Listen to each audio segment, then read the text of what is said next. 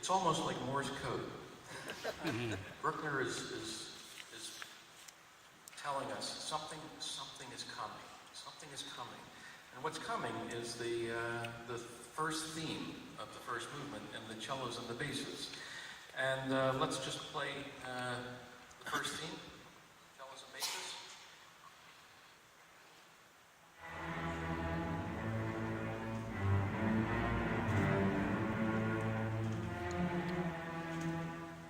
Let's see how that fits together.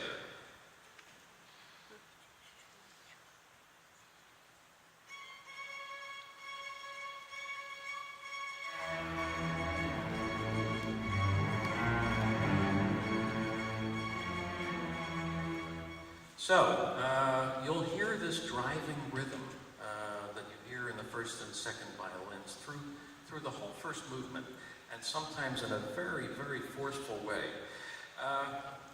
We're going to play the first theme for you. This is the first theme of the first movement.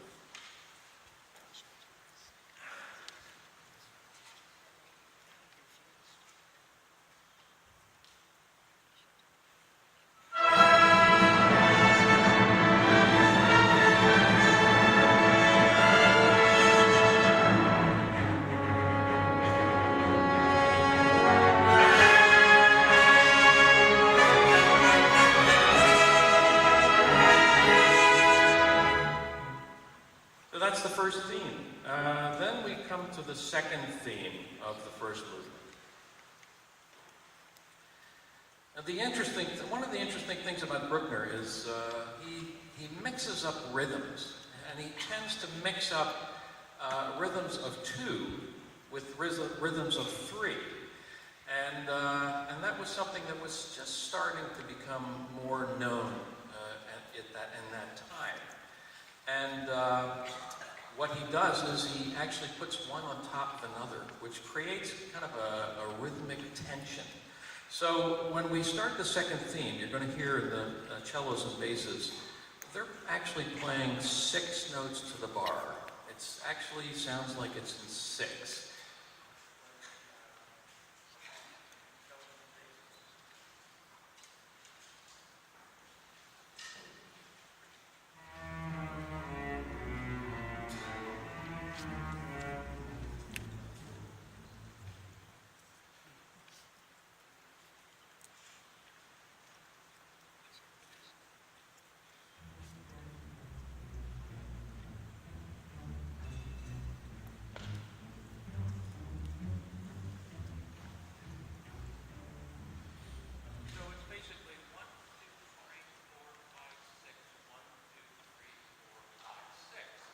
One, two, three, four, five, 6. But what's happening in the violins is they're playing in 4.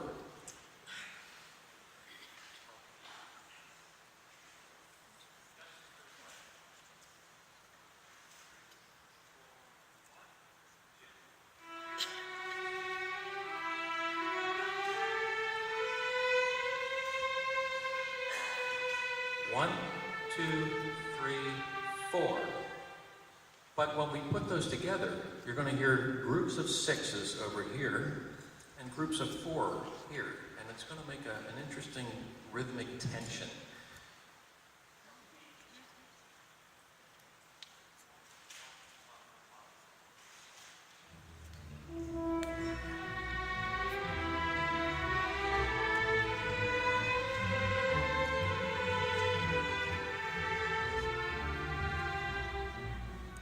So, it's a texture. It's a type of a texture, and it makes a real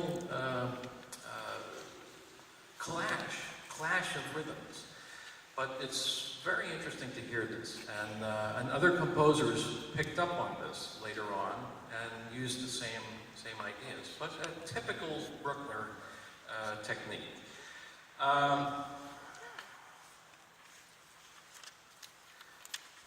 The end of the Bruckner symphonies is always a monumental moment. But a lot of the Bruckner symphonies, the first movements are basically like a symphony in its own. So the first movement has a big ending, and we're going to play the ending of the first movement for you.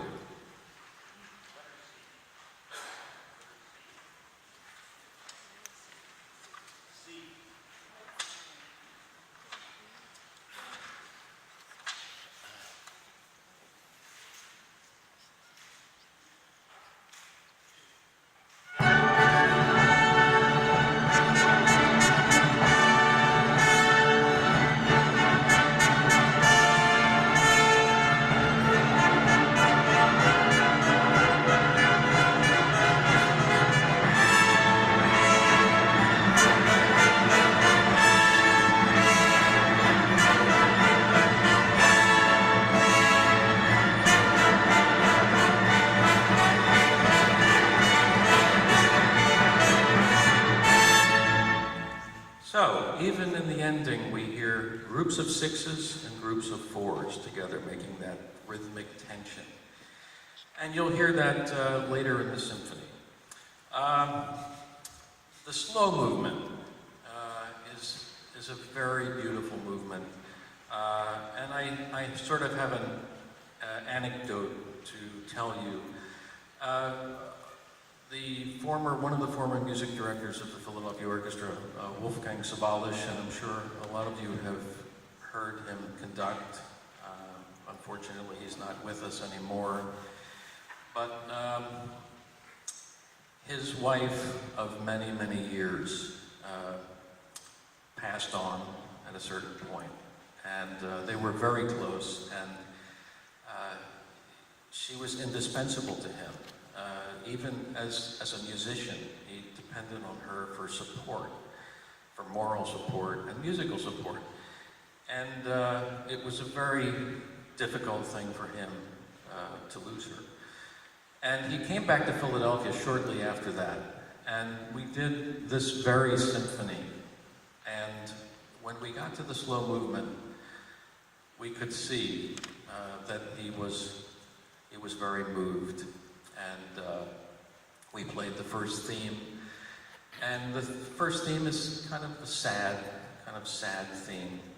But the second theme is a very beautiful, so to say, a little happier sounding theme. But he broke down in that theme, and we were playing, of course, and he was crying openly, sobbing through the movement, and it was very moving for us, and it kind of gave a little different meaning to this piece when that happened, but I will never forget that. I just want to play the first and the second themes for you so you can identify that. The first theme is...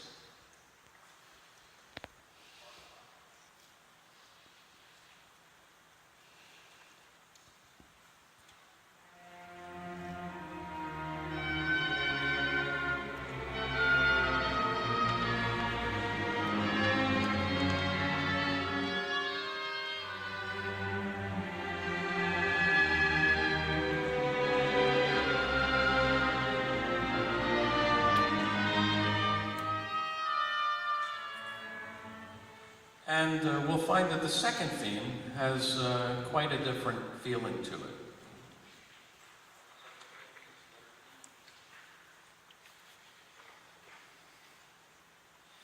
If you notice, the cellos have a particularly important part in this theme.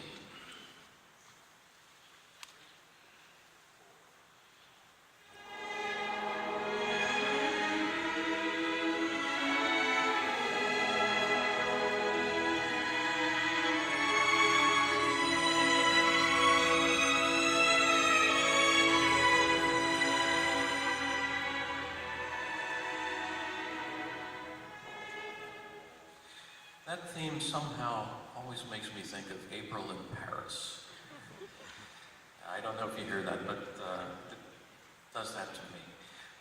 The third movement is a typical scherzo with a trio, but again, it's about texture, and you'll hear the cellos and basses playing a continuing pulse.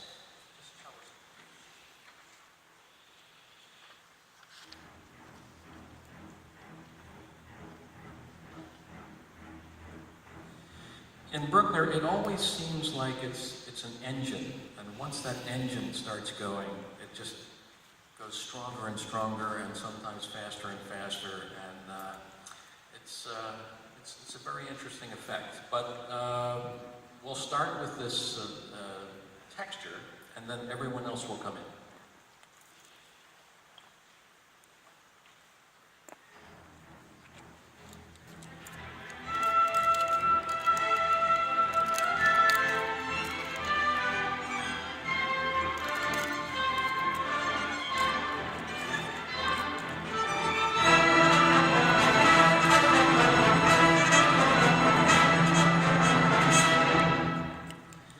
And that's the main scherzo section.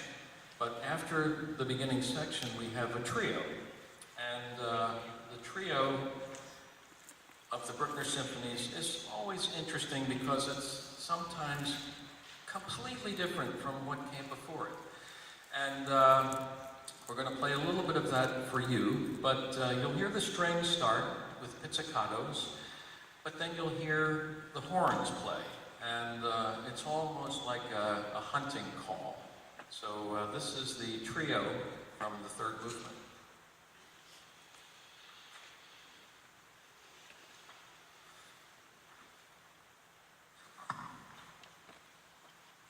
If I can find it.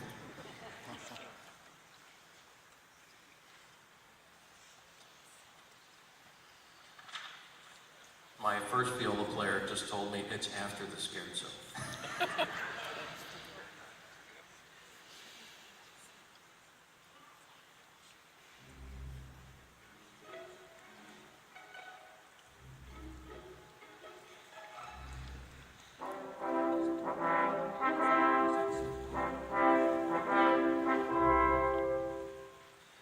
And that is the trio of the scherzo section.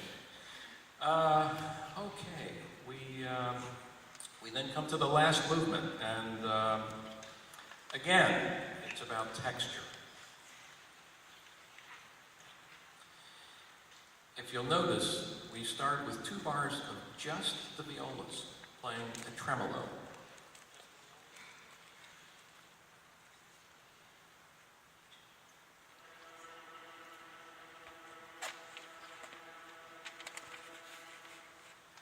And once they start playing, we'll hear pizzicatos and the cellos and basses.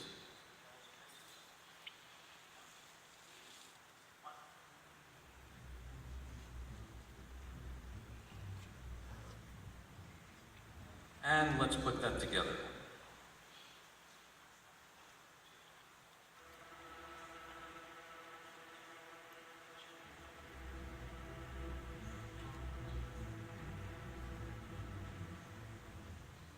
And when we add everything else, you'll hear that there are many, many layers of textures.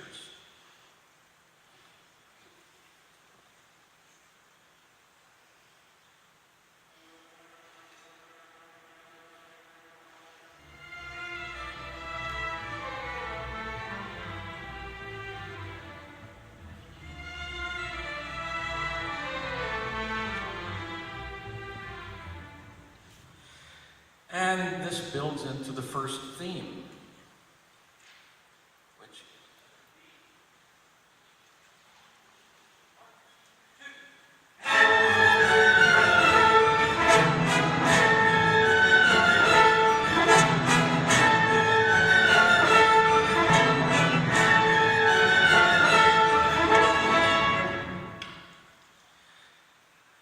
that is the first theme. Then we come to a little slower, more quiet second theme, which is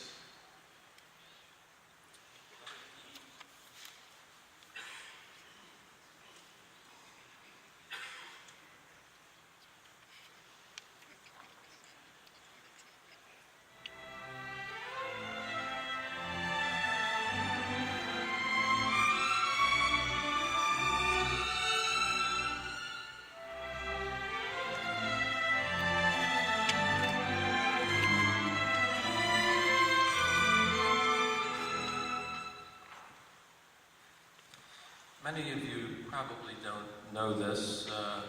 My grandfather was from Italy, and that's where I got my name. So I enjoy having that Italian identity. But most of my family is more of Slavic descent and some Russian descent. The Alexis from the Tatra Mountains, which is now part of Czechoslovakia, actually Slovakia now. And I have other relatives from parts of the former Soviet Union, that were the Rabinoviches. So I have some Slavic blood in me. And when I was young, I noticed, and I tried to figure out where I heard this song. It's a song that you might remember. It's a very famous Russian folk song called Ochi Chornya, which means dark eyes. Ochi Chornya, in my terrible voice. I'm not a singer. But interestingly enough, Ochi Chornya became very popular about the time that this symphony was being written. And I'm going to play a little section of the last movement, and you tell me if maybe Bruckner heard this song before he wrote this movement.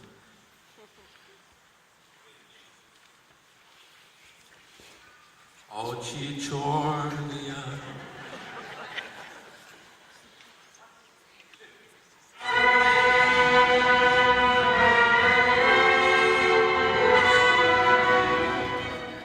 Coincidental? Maybe, maybe not.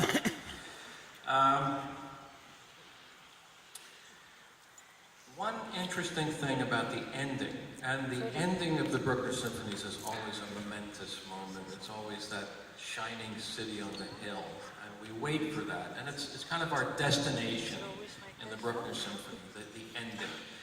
But in the very ending, the ending of the ending, Bruckner actually ends with the theme from the first movement given to the trombones. And this is one moment that the trombones live for, to play something like this. And they're the moment, they're the stars in the last couple bars of the piece.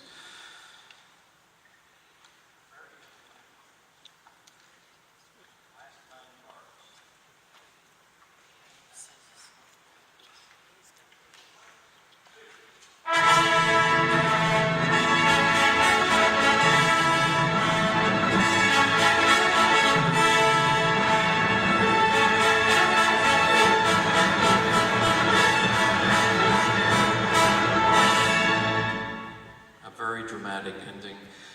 And the ending is our destination. So I'm going to give you the ending of Bruckner's Sixth Symphony. And that's the end of our journey when we hear the symphony after intermission. So, the ending of Bruckner's Sixth Symphony.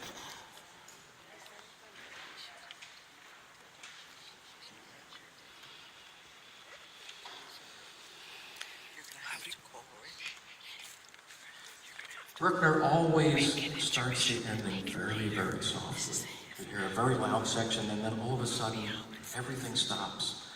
You start very softly, and then it builds into this dramatic ending.